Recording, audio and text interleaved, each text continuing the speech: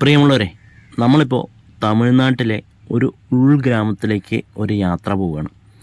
കുറേ കൃഷിയിടങ്ങൾക്ക് ഇടയിലുള്ള തമിഴ്നാടൻ ഗ്രാമം. അവിടെയൊക്കെ വിളവെടുപ്പൊക്കെ ഏകദേശം കഴിഞ്ഞൊരു മട്ടാണ്. അപ്പോൾ ആ ഗ്രാമത്തിലേക്കുള്ള യാത്രയാണ് നമ്മളിപ്പോൾ നടത്തുന്നത്. എന്താണ് ഇവിടുത്തെ പ്രത്യേകത എന്ന് ഈ ചിത്രങ്ങളിലൂടെ ചിലപ്പോൾ നിങ്ങൾക്ക് മനസ്സിലായി കാണും.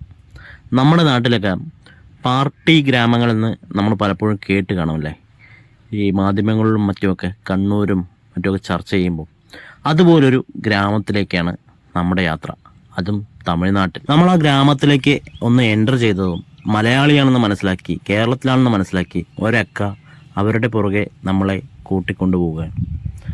മറ്റു ചോദ്യങ്ങളൊന്നുമില്ല, നേരെ അവർ കൊണ്ടുപോകുന്നത് അവിടുത്തെ പാർട്ടി ഓഫീസിലേക്കാണ്. ഒരുപക്ഷെ ഈ വീഡിയോ നിങ്ങളെല്ലാവർക്കും ഒരുപോലെ ഇഷ്ടപ്പെടണമെന്നില്ല, എങ്കിലും ഈ വീഡിയോ പോസ്റ്റ് ചെയ്യുന്നത് ഒരുപാട് ചരിത്രങ്ങൾ ഉറങ്ങുന്ന ഒരു മണ്ണ് കൂടിയാണ് ഇവിടം എന്നുള്ളതാണ്. ഒരുപാട് പോരാട്ടങ്ങളുടെ ഭൂമി കൂടിയാണ്.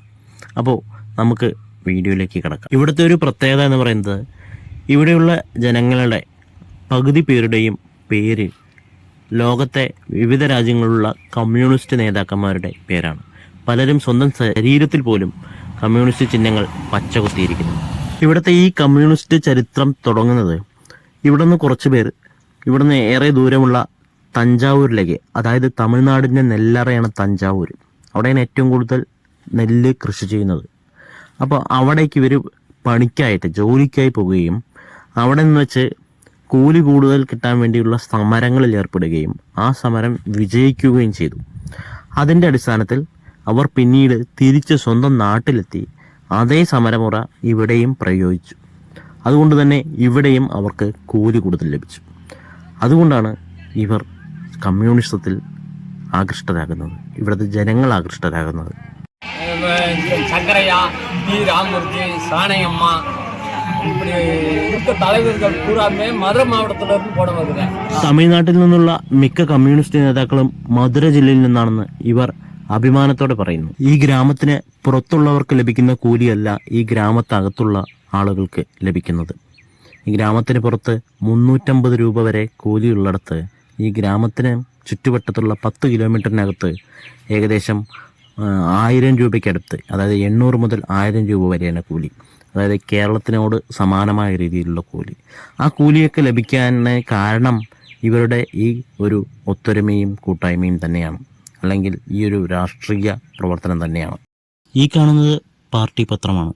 അതായത് നമ്മുടെ നാട്ടിലെ ദേശാഭിമാനിയൊക്കെ പോലെ, നമ്മുടെ നാട്ടിലെ പോലെ തന്നെയാണ് ഇവിടെയും രാഷ്ട്രീയ പ്രവർത്തനം.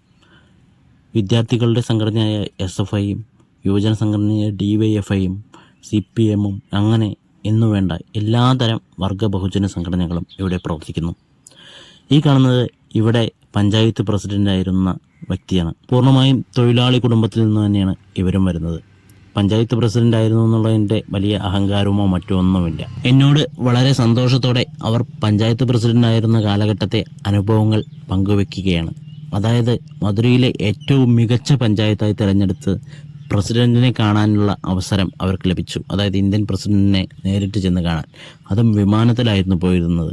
ആ സമയത്തെ എക്സ്പീരിയൻസും സന്തോഷവും അവർ വീണ്ടും വീണ്ടും പങ്കുവെച്ചു. തമിഴ്നാട് പോലൊരു സംസ്ഥാനത്ത്, അതായത് ജാതിയും മതവും പണവുമെല്ലാം അധികാരം നിർണ്ണയിക്കുന്ന ഒരു സംസ്ഥാനത്ത് ഒരു സാധാരണക്കാരന് അല്ലെങ്കിൽ ഒരു സാധാരണക്കാരിയുടെ കയ്യിൽ അധികാരം വെച്ചു കൊടുക്കാൻ ഇവിടുത്തെ പാർട്ടിക്ക് കഴിഞ്ഞു എന്നുള്ളത് വളരെ അഭിമാനം തോന്നുന്ന ഒരു കാര്യം തന്നെയാണ്.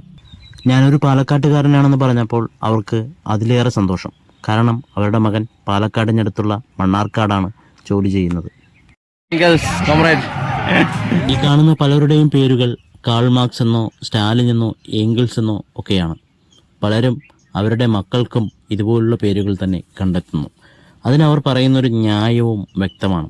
കാരണം ഈ മക്കൾ മറ്റ് സ്കൂളുകളിലോ കോളേജുകളിലോ പഠനത്തിൻ്റെ ആവശ്യത്തിനോ മറ്റുമായി പോകുമ്പോൾ അവിടെയുള്ള ഇവരുടെ സഖാക്കളെ അല്ലെങ്കിൽ സുഹൃത്തുക്കളെ പെട്ടെന്ന് കണ്ടെത്താൻ, അല്ലെങ്കിൽ ഒരേ ചിന്താഗതിയുള്ളവരെ പെട്ടെന്ന് ഐഡൻറ്റിഫൈ ചെയ്യാൻ ഇത് കഴിയുന്നുവെന്ന് അവർ സാക്ഷ്യപ്പെടുത്തുന്നു. குளத்துக்கு ஓரத்தில் ஒரு வாழை போட்டிருக்காங்க. வாழை போடுறதுக்கு அந்த வாழையை வந்து வெட்டுறதுக்கு அரசாங்கம் வந்துருச்சு. வெட்டுறதுக்கு வரவை நம்ம ஊரில் இருந்து கட்சிக்காரர்கள்லாம் சேர்ந்து ஒரு வாழை மரத்துக்கு ஒரு கொடியை பிடிச்சி எங்களை வெட்டிட்டு வாழை மரத்தை வெட்டுங்க என்று சொல்லி கொடி மரத்தை பிடிச்சிக்கிட்டு கொடியை பிடிச்சிக்கிட்டு நின்று കാത്തിട്ടാക ഇന്നേക്ക് ഒരു നാளைക്ക് പോരുങ്ക നാളേക്ക് ഞങ്ങൾ തമിഴ് അറിയാത്തവർക്കായി പറയാം. ഇവരുടെ ഊരിനടുത്ത്, അതായത് ഇവരുടെ ഗ്രാമത്തിനടുത്ത് ഒരു ജലാശയമുണ്ടായിരുന്നു. അതൊരു പൊതുജലാശയമാണ്. അതിനടുത്ത് ഇവർ കുറച്ച് വാഴ കൃഷി ചെയ്തിരുന്നു. ഗ്രാമീണർ എല്ലാവരും കൂടി ചേർന്ന് ചെയ്തതാണ്. അത് വെട്ടി ഒഴിപ്പിക്കണമെന്നാവശ്യപ്പെട്ട് സർക്കാരിൻ്റെ ആളുകൾ ഇവിടെ എത്തി. ജന്മികളുടെ നേതൃത്വത്തിലാണ്. അവർക്കെതിരെ ഇവർ സമരം ചെയ്തു. ഓരോ വാഴയ്ക്ക് ചുവട്ടിലും ഓരോ ആളുകൾ കൊടി പിടിച്ചു നിന്നു. ആ സമരം അങ്ങനെ വിജയിക്കുകയും വാഴ മുറിച്ചു മാറ്റാനായി വന്നവർ തിരികെ പോവുകയും ചെയ്തു.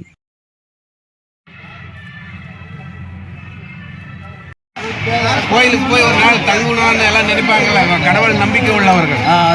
நான் ஒரு கம்யூனிஸ்டா இந்த ஊர்ல ஒரு நாள் தங்கணும், ഫാമിലിയോട് തങ്ങണമെന്ന് ആശപ്പെട്ടു വന്നത്. ഇദ്ദേഹം കർണാടക സ്വദേശിയാണ്. ഒരു ദിവസമെങ്കിലും ഈ മണ്ണിൽ വന്ന് താമസിക്കണമെന്ന് ആഗ്രഹിച്ചു വന്നതാണ് ഇദ്ദേഹം. ഗ്രാമീണരുടെ ഉപജീവനമാർഗം കൃഷി തന്നെയാണ്. പാടത്തും പറമ്പത്തും കൃഷി ചെയ്യുകയും ആടുകളെ വളർത്തുക, പശുക്കളെ വളർത്തുക ഒക്കെ തന്നെയാണ് ഇവരുടെ അടിസ്ഥാന ജോലികൾ.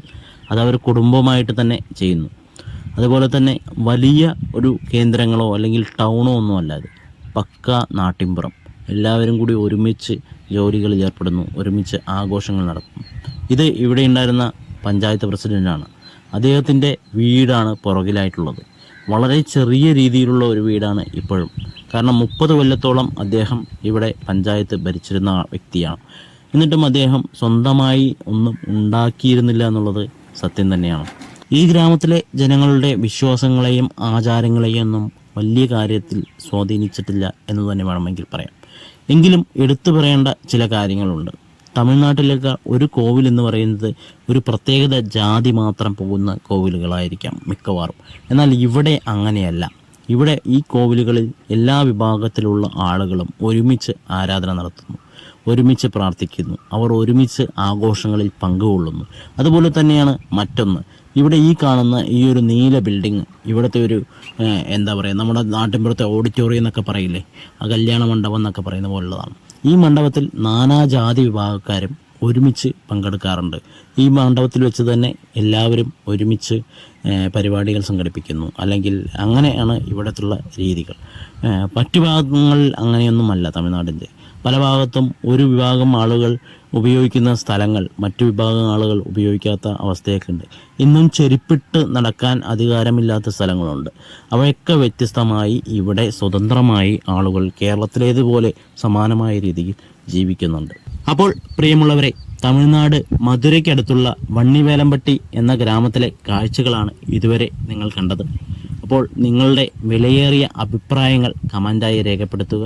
നിങ്ങളുടെ സുഹൃത്തുക്കൾക്ക് വീഡിയോ ഷെയർ ചെയ്ത് കൊടുക്കുക.